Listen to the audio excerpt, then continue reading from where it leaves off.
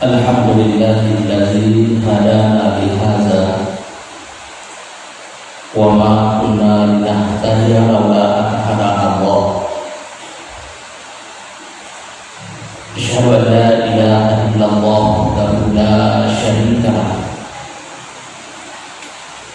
Syahadatan takuna lana bil binani kanzan ma'rufah. Wa asyhadu anna Muhammadan abduhu wa rasuluh allazi aqama manabirul Islam ba'da rusul. Allahumma shalli wa sallim ala sayyidina Muhammad sayyidil mursalin wa ala alihi wa sahbihi ajma'in, amma ba'd. Ayuhal muslimun al-hadirun, usikum wa nafsi awalan taqwallah faqad faza al-muttaqun. Qala Allah ta'ala fi kitabihil Qur'anil Karim,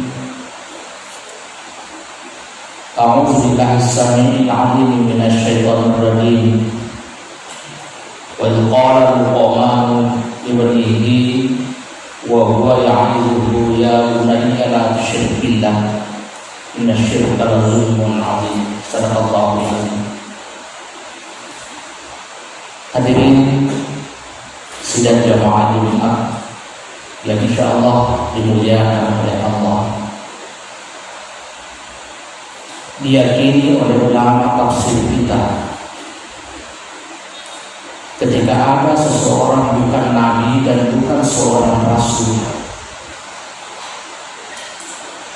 akan tetapi namanya disebutkan oleh Allah dalam Al-Quran, maka ketika ada orang yang disebutkan namanya dalam Al-Quran dengan segala kebaikan sikap dan perilakunya, maka sesungguhnya orang itu memiliki kebaikan di atas rata-rata manusia pada umumnya. Demikian pula sebaliknya,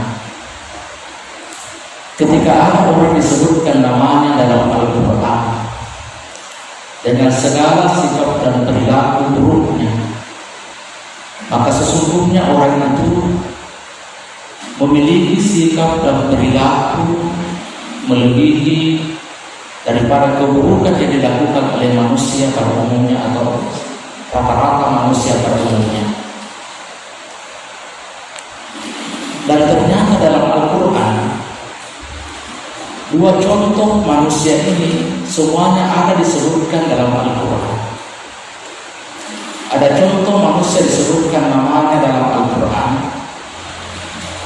dengan segala kebaikan perilakunya.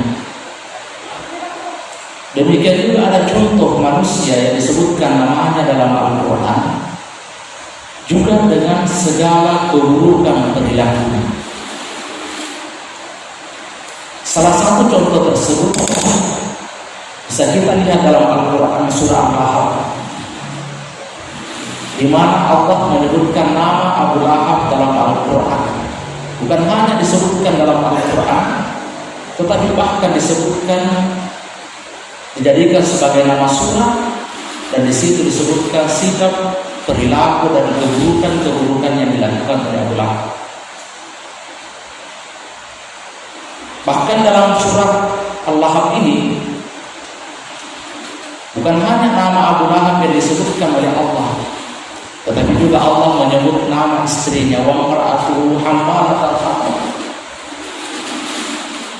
Disebutkan dalam sebuah riwayat bahwa ketika surah ini turun, bukan hanya Abu Lahab yang marah, bahkan istri Abu Lahab pun mengamuk, mengambil batu besar, berjalan mengelilingi kota Mekah mencari Rasulullah SAW dengan maksud untuk menimpakan batu besar itu kepada kepala Rasulullah. Lalu ketika istri Abu Lahab bertemu dengan Abu Bakar As-Siddiq, beliau bertanya dan mengamuk kepada Abu Bakar, "Wahai Abu Bakar, di mana temanmu yang bernama Muhammad itu? Telah lancang mengatakan bahwa suami saya dan saya akan menjadi orang yang celaka? Bukankah saya adalah seorang tokoh besar? Bukankah saya orang yang kaya raya? Kalau saya bertemu dengan sahabat itu, maka saya akan menimpakan batu besar ini di atas kepalanya. Abu Bakar hanya terdiam, bingung. Setelah istri Abu Lahab meninggalkan tempat itu, baru Abu Bakar menoleh ke samping, karena ternyata Rasulullah SAW pada saat itu duduk pas di samping Abu Bakar As-Siddiq. Lalu Abu Bakar bertanya, "Ya Rasulullah, bukankah tadi engkau duduk di samping saya? Tetapi kenapa istri Abu Bakar Abu Lahab tidak melihat engkau, padahal dia mencari engkau?" Rasulullah hanya tersenyum dan mengatakan, "Jibril datang dan menutupi penglihatan istri Abu Lahab sehingga dia tidak melihat keberadaan saya di sini." Maka keburukan terbesar yang dilakukan oleh Abu Lahab adalah menghambat siang malam. Yang mereka lakukan adalah bagaimana menghambat dakwah Rasulullah sallallahu alaihi wasallam. Kemudian ada nama manusia biasa yang juga disebutkan namanya dalam Al-Quran dengan segala kebaikan perilakunya. Bahkan Allah menjadikan sebagai salah satu nama surat dalam Al-Quran, yaitu Luqmanul Hakim. Luqman ini menurut beberapa ulama kita, walaupun ada yang mengatakan dia seorang nabi, tetapi mayoritas ulama kita mengatakan bahwa Luqman Hakim hanyalah seorang pengembala kambing. Tetapi kenapa Allah mengabadikan namanya dalam Al-Quran? Bahkan nasihat-nasihatnya, wasiat-wasiatnya diabadikan dalam Al-Quran. Maka ini memberikan isyarat kepada kita. Al-Quran ingin mengingatkan kepada kita bahwa siapapun yang menyampaikan kalau itu adalah kebenaran, maka terima itu bahwa itu adalah sebuah kebenaran. Walaupun Abu Lahab adalah paman dari Rasulullah sendiri, tetapi yang diabadikan oleh Allah adalah keburukannya. Sementara Luqmanul Hakim walaupun dia hanya pengembala kambing, tetapi yang Allah abadikan adalah kebaikan dan nasihat-nasihatnya. Al-Quran ingin mengingatkan kepada kita bahwa unzur maqala wala tanzur man qila. Lihat apa yang disampaikan, tidak perlu kita menilai siapa yang menyampaikan. Ada banyak dalam Al-Quran yang Allah abadikan nasihat-nasihat Luqmanul Hakim. Tetapi mungkin dalam kesempatan yang berbahagia ini kita akan mengambil nasihat Luqmanul Hakim yang bukan diabadikan dalam Al-Quran, tetapi ada dalam beberapa riwayat disampaikan bahwa salah satu nasihat Luqmanul Hakim yang mungkin menarik untuk kita jadikan bahan renungan dalam kehidupan kita sehari-hari adalah beliau pernah mengatakan, "Istaghiru nafsaka di dunia biqadari ma baqiya min." Sibukkan dirimu dengan urusan dunia sesuai dengan berapa lama engkau akan hidup di dalamnya. Beliau mengingatkan kepada kita bahwa sibukkan dirimu dengan urusan duniamu sesuai dengan berapa lama kita akan berada di dunia ini. Tentu nasihat ini bukan membatasi untuk kita berkarya. Tentu nasihat ini bukan melarang kita untuk menjadi orang sukses. Nasihat ini bukan melarang kita untuk menjadi orang besar, orang berhasil, orang kaya dan sebagainya. Tetapi nasihat ini ingin mengingatkan kepada kita, jangan sampai kita sedang sibuk-sibuknya mengejar dunia, tiba-tiba kita meninggal dunia. Maka silahkan menjadi orang hebat, silahkan menjadi orang sukses, silahkan menjadi orang kaya. Tapi segala prestasi kesuksesan yang kita peroleh di dunia ini jangan sampai membuat kita semakin jauh dari Allah Subhanahu wa taala. Jangan sampai membuat kita semakin jauh dari agama Allah Subhanahu wa taala. Jangan sampai kesuksesan dunia membuat kita lupa dengan perjalanan akhirat kita selanjutnya. Maka silahkan menjadi orang sukses, silahkan menjadi orang hebat, tetapi segala prestasi dunia yang kita raih hari ini kita jadikan sebagai wasilah, sarana untuk menuju kehidupan akhirat yang kekal abadi. Karena segala bentuk kenikmatan yang pernah kita rasakan ketika kita hidup di dunia ini, semua akan dimintai pertanggungjawaban di hadapan Allah Subhanahu wa taala di akhirat kelak. Min aina tasabahu wa ilaina anfaqahu. Bagaimana caramu memperoleh kesuksesan dan kehebatan itu?